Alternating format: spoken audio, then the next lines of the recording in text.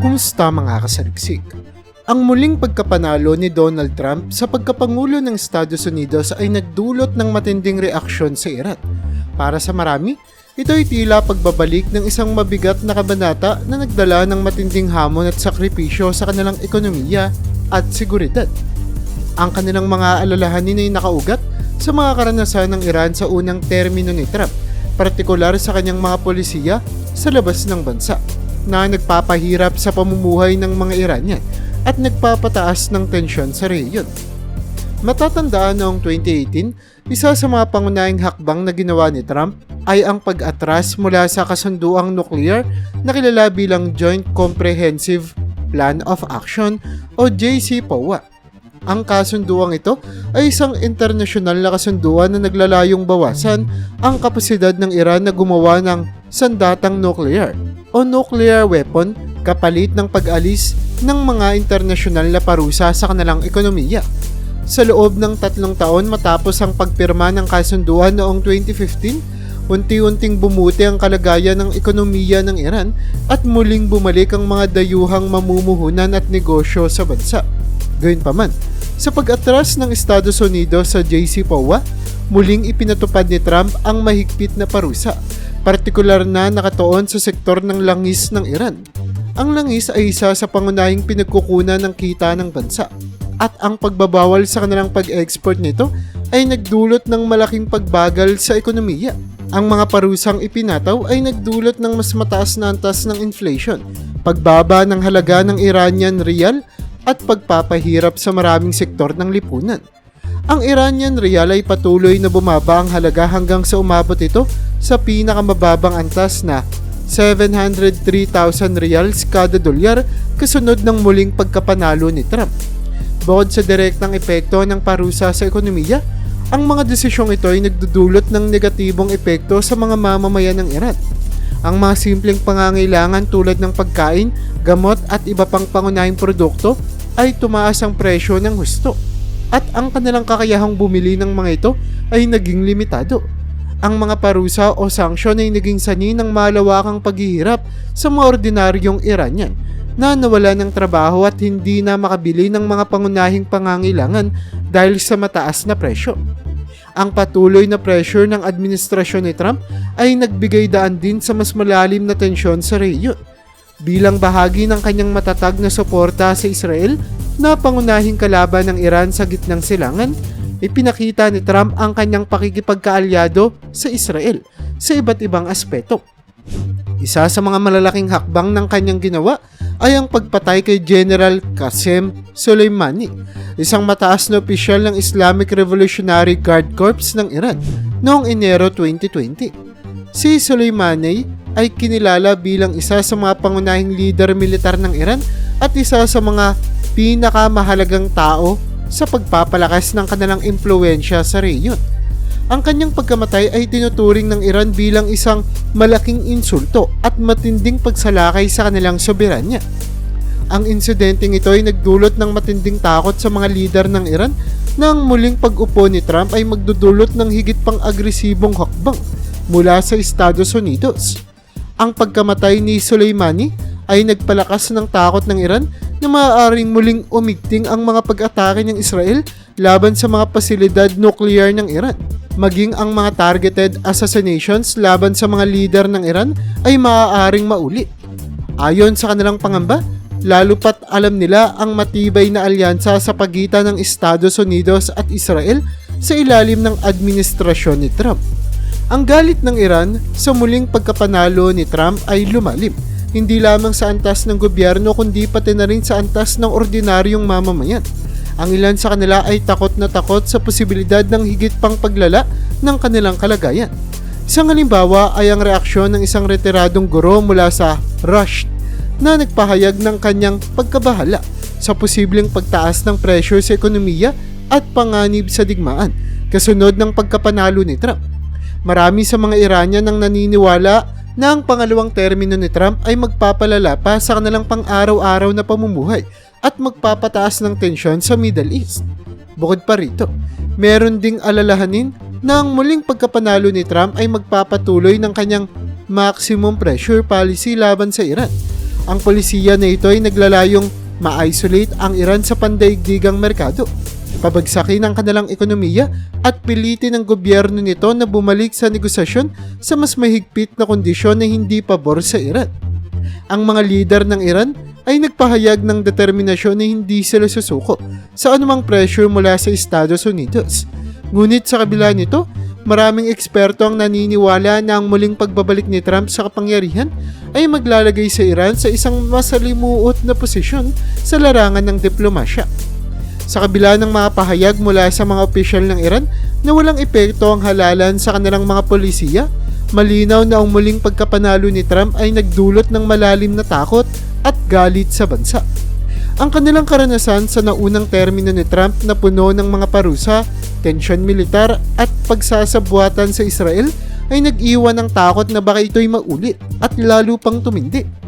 Ang mga Iranian ay nasa estado ng kawalan ng katiyakan at paghahanda para sa anumang posibleng hamon na darating sa kanilang ekonomiya at seguridad. Ang Iran sa kabila ng kanilang matibay na pagtutol sa mga polisiya ni Trump ay patuloy na naghahanap ng mga alternatibong paraan upang maprotektahan ang kanilang ekonomiya at seguridad. Ang kanilang relasyon sa ibang mga bansang kalyado tulad ng China at Russia ay maaaring maging mahalagang aspeto ng kanilang diskarte sa mga susunod na taon. Ngunit sa bawat hakbang, batid nila ng anino ng administrasyon ni Trump ay muling lumulukob sa kanila at ito'y nagdudulot ng takot at pagkabahala sa kanilang kinabukasan. Sa kabuuan, ang galit at pagkabahala ng Iran sa muling pagkapanalo ni Trump ay bunga ng konkretong karanasan ng bansa sa kanyang unang termino. Ang mga polisiya ng administrasyon ni Trump ay nagdulot ng malaking pagdurusa sa mga Iranian, parehong sa kanilang ekonomiya at sa kanilang seguridad. Ang pangamba ng bansa na maulit ang malupit na parusa at mga hakbang militar ay nag-iwan ng matinding takot sa kanilang mga lider at mamamayan. Ang mga Iranian ay umaasang mabibigyang lunas ang kanilang kalagayan sa kabila ng balakid na dala ng administrasyon ni Trump. Ngunit alam nilang mahirap itong makamtan.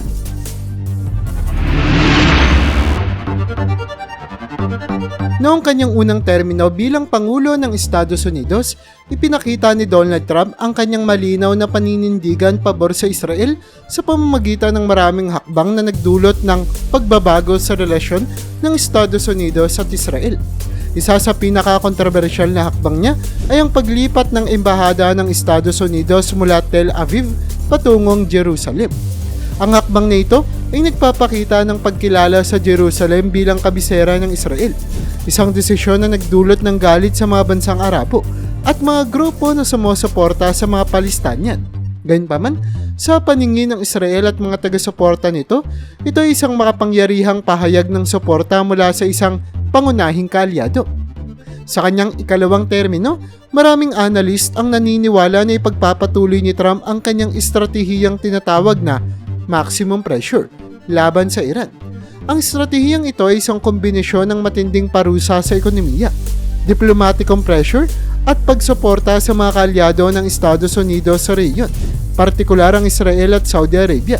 Sa ilalim ng estratehiyang ito, layunin ni Trump na tuluyan ng ihiwalay ang Iran sa internasyonal na komunidad, hindi lamang upang pigilan ang kanilang nuclear development, kundi pati na rin upang hadlangan ang kanilang impluwensya sa Middle East. Sa mga nakaraang talumpati ni Trump, ipinahayag niya ang kanyang suporta para sa mga posibleng pag-atake ng Israel sa mga nuclear facility ng Iran. Sinabi niya na kung hindi titigil ng Iran ang kanilang nuclear program, dapat unahin ng Israel ang mga hakbang upang mapigilan ito, kahit na mga hulugan ito ng pagsasagawa ng preemptive strikes o mga pag-atake na hindi hinihintay ang galaw ng Iran. Sa isang talumpati noong Oktubre 2024, sinabi ni Trump na dapat, quote-unquote, hit the nuclear first and worry about the rest later. Sa kontekstong ito, maaaring isaalang-alang ni Israel ang direktang aksyon laban sa mga kritikal na pasilidad ng Iran upang hindi makakuha ng mas mapanganib na teknolohiya ang mga ito. Ayon sa mga eksperto, may posibilidad na mas lalong palakasin ni Trump ang alyansa ng Amerika sa Israel sa pamamagitan ng mga kasunduan tulad ng Abraham Accords na siya ring naipasa sa kanyang unang termino. Ang Abraham Accords ay isang kasunduan na naglalayong pagbutihin ang relasyon ng Israel sa ilang bansang Arabo, kabilang ang United Arab Emirates, Bahrain at Sudan. Ang ganitong klaseng alyansa ay nagbibigay ng mas matatag na puwersa laban sa Iran at naglalayong palakasin ng kapayapaan sa rehiyon. Kahit pa may mga duda kung tunay nga ba itong magdudulot ng kapayapaan o lalo pa ngang magpapaigting ng tensyon. Ang mga ganitong hakbang ni Trump ay may malalaking implikasyon sa seguridad ng Middle East. Ang Iran ay isang makapangyarihang bansa na may malakas na militar at alyansa sa mga grupang terorista tulad ng Hezbollah at Hamas. Ang mga grupong ito ay may kasaysayan ng pag-atake sa Israel at mga kaalyado nito. At ang Iran ay kilalang nagbibigay ng suporta, armas at pondo sa mga grupong ito. Kung magpapatuloy ang pagsuporta ni Trump sa mga agresibong hakbang ng Israel laban sa Iran, maaari itong humantong sa mas matinding kaguluhan at mga pag-atake na magpapataas ng tensyon sa rehiyon. Sa kabila ng mga posibleng panganib, ang paninindigan ni Trump ay nagpapakita ng kanyang layunin na tiyaking matibay ang posisyon ng Israel at ng Estados Unidos laban sa Iran. Naniniwala siya na ang pagsugpo sa pag-usbong ng nuclear capabilities ng Iran ay isang mahalagang hakbang para sa global na kapayapaan at seguridad.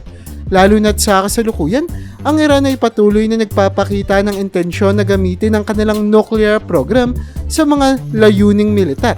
Sa isang banda, ang mga plano ni Trump ay nagpapahiwatig ng kanyang pagtingin sa Israel bilang isang mahalagang kaalyado na dapat suportahan at protektahan mula sa anumang banta ng Iran.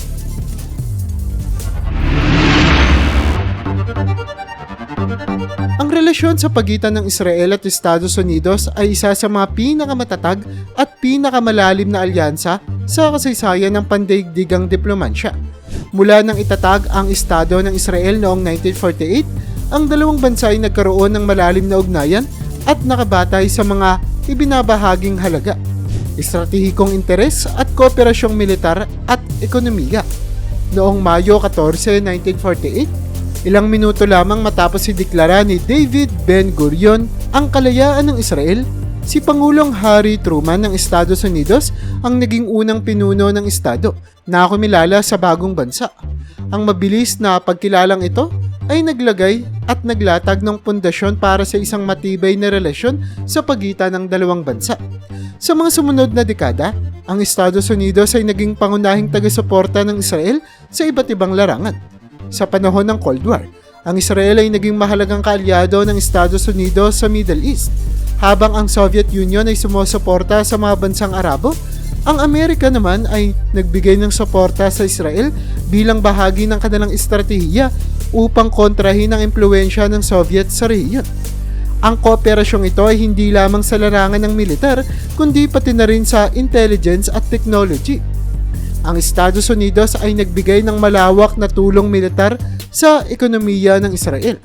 Ayon sa datos mula sa US Department of State, ang Estados Unidos ay nagbibigay ng humigit kumulang $3.3 billion taon-taon sa foreign military financing at $500 million para sa mga kooperatibong programa sa missile defense.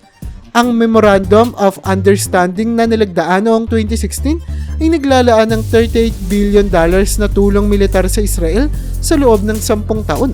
Bukod sa tulong militar, ang dalawang bansa ay may malalim na ugnayan sa ekonomiya. Ang Estados Unidos, ang pinakamalaking trading partner ng Israel, ay may bilateral trade na umaabot sa halos $50 billion taon-taon. Ang Free Trade Agreement na nilagdaan noong 1985 ay nagpatibay sa kalakalan at pamumuhunan sa pagitan ng dalawang bansa. Ang kooperasyon sa larangan ng teknolohiya at agham ay isa rin sa mga haligi ng relasyon ng dalawang bansa. Maraming kumpanyang Amerikano ang nagtatag ng mga research and development center sa Israel upang samantalahin ang innovation at technological na kaalaman ng bansa. Ang mga Israeli high-tech firms naman ay nakikipagtulungan sa mga kampanyang Amerikano para sa joint production at marketing na lumilikha ng libo-libong trabaho sa Estados Unidos. Sa kabila ng matibay na ugnayan, nagkaroon din ng mga hamon at tensyon sa relasyon ng dalawang bansa. Ang mga isyu tulad ng proseso ng kapayapaan sa Middle East, mga settlement sa West Bank at iba pang usaping pampolitika ay minsang nagdulot ng hindi pagkakaunawaan. Gayunpaman, ang mga ito ay hindi nagpatinag sa pangkalahatang lakas ng kanilang alyansa. Ang relasyon ng Israel at Estados Unidos ay hindi lamang nakabatay sa mga estratehikong interes, kundi pati na rin sa mga binabahaging halaga o values tulad ng demokrasya, kalayaan at karapatang pantao. Ang malalim na ugnayang ito ay patuloy na nagbabago at lumalalim na may layuning harapin ang mga hamon ng kasalukuyan at hinaharap ng magkasama.